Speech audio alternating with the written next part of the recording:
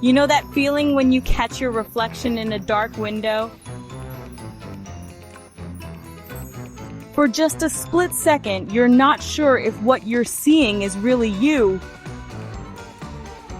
That used to make me uncomfortable. Now I pray for that moment of uncertainty. Because uncertainty means there's still a chance I'm real. My name is Lena Park. At least I think it is. I'm an investigative journalist. Or I was. Before everything started falling apart. Before I became the story instead of writing it. Before I started questioning whether I'm actually me at all.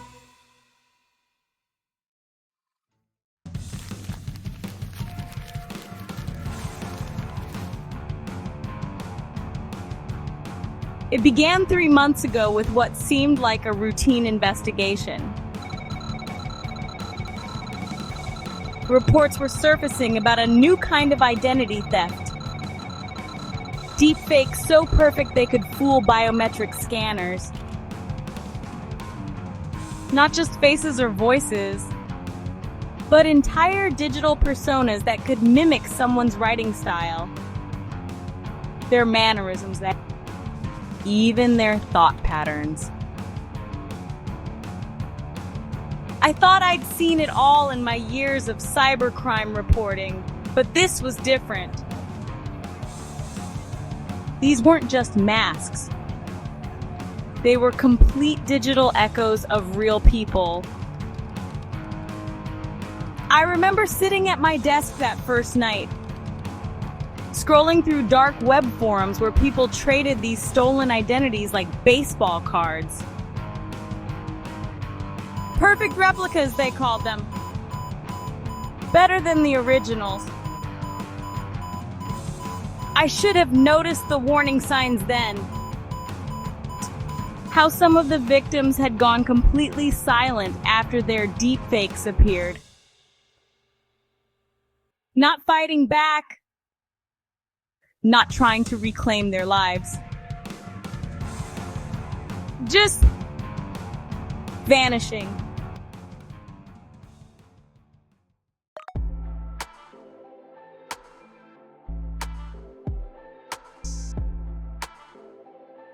The first sign that something was wrong came in the form of an email from my editor, asking about an interview I'd supposedly conducted with a tech CEO. I hadn't done any such interview. But there I was, on video, like asking questions I'd never asked, making expressions I'd never made. The deepfake was flawless. Same facial expressions, same verbal tics. Even that slight hesitation I get before asking tough questions. I tried to laugh it off. Told myself it was just another criminal trying to intimidate me. I dealt with threats before. But then my best friend Sarah called, confused about plans I'd apparently made with her for dinner. But we just talked about this an hour ago, she insisted. You called me. We spoke for 20 minutes about your mother's surgery.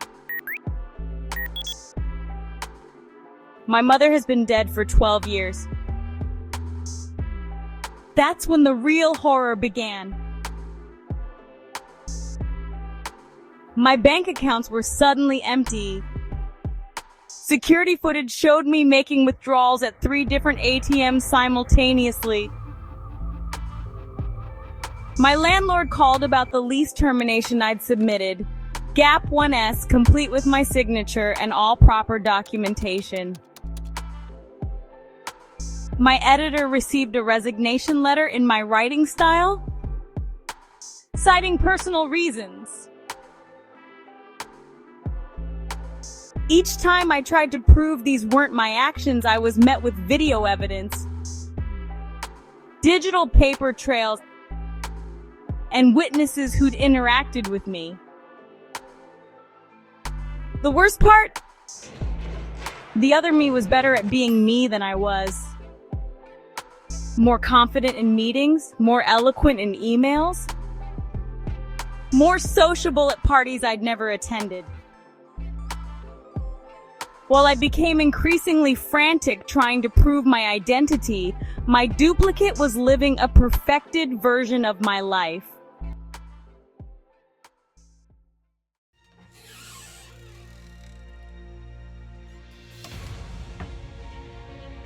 One night, I came home to find my apartment door unlocked. Inside, my laptop was open, screen glowing in the darkness. As I approached, I saw a video call window open. And there I was, but not me, the other me, sitting in what looked like my old office, wearing my favorite blazer.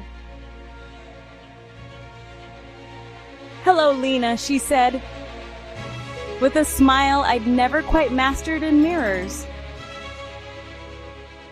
"I've been waiting for us to finally talk."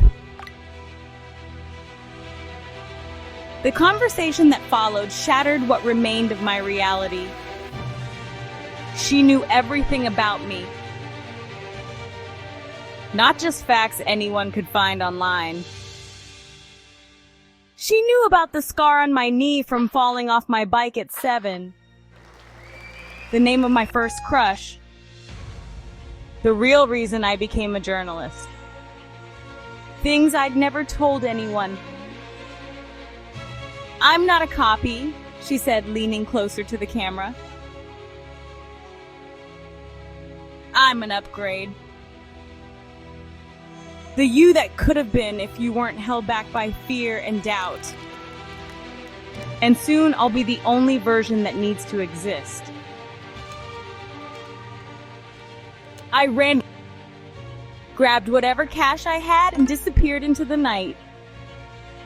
But in our digital world, where can you hide from yourself? Every security camera became an enemy. Every phone could betray my location. Every person I met might have already talked to the real Lena.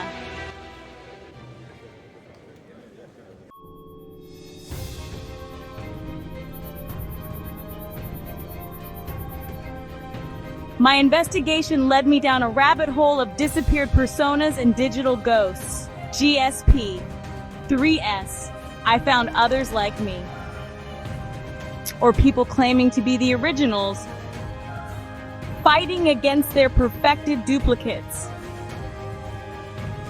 Most had given up. Some had accepted their fate, choosing to fade away rather than fight their better selves. The trail led me to Elias Voss, a former AI researcher who'd gone off the grid years ago. Finding him meant following a maze of dead drops and encrypted messages, each step confirming my worst fears. The deepfakes weren't just sophisticated AI. They were actual human consciousness, digitized and improved.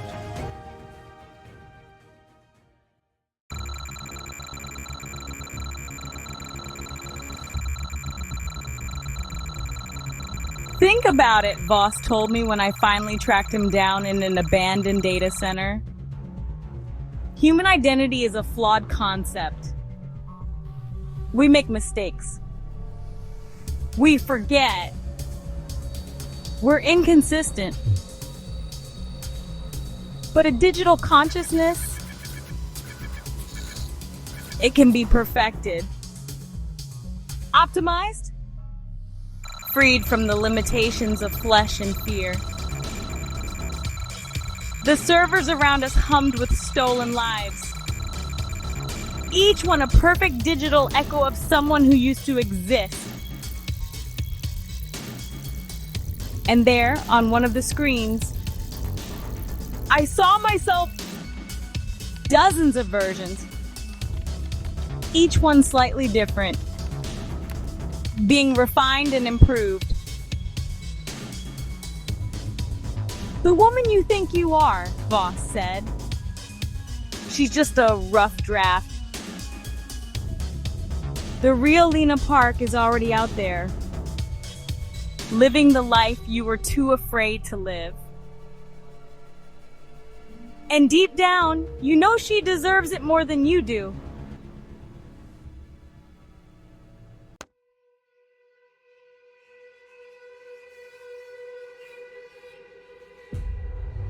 What happened next is unclear. I remember fighting, both with Voss and with her, my perfect self. I remember smashing servers, trying to destroy every copy. I remember fire and smoke and the sound of countless digital screams as the system crashed. I remember winning. I think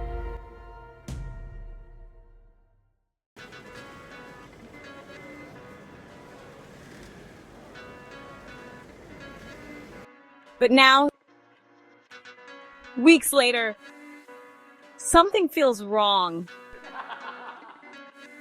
My friends accepted my return too easily. My editor gave me my job back without questions. Everything fell back into place like a jigsaw puzzle. Me a little too perfectly. Sometimes when I'm writing, my fingers type words I haven't thought of yet. Sometimes when I'm about to speak, I already know exactly what everyone else will say. Sometimes I catch my reflection in my phone screen, and for a fraction of a second, I see her smile. That perfect, confident smile I could never quite master. And I wonder, did I really win? Am I really me? Or am I just a copy who's been programmed to remember winning? Are these even my own thoughts I'm sharing with you now?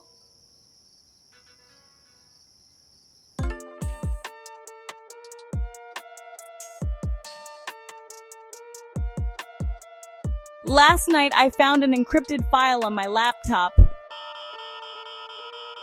Inside was a video, security footage from the data center.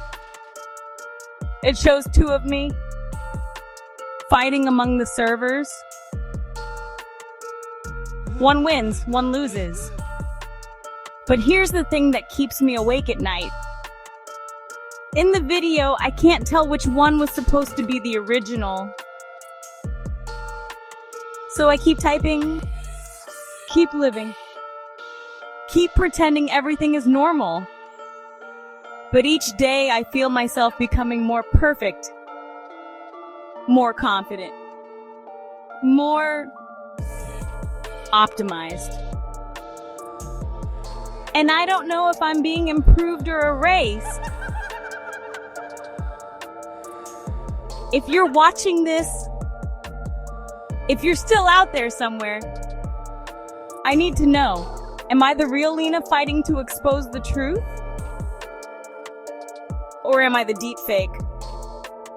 Programmed to think I'm real, telling you this story to hide in plain sight?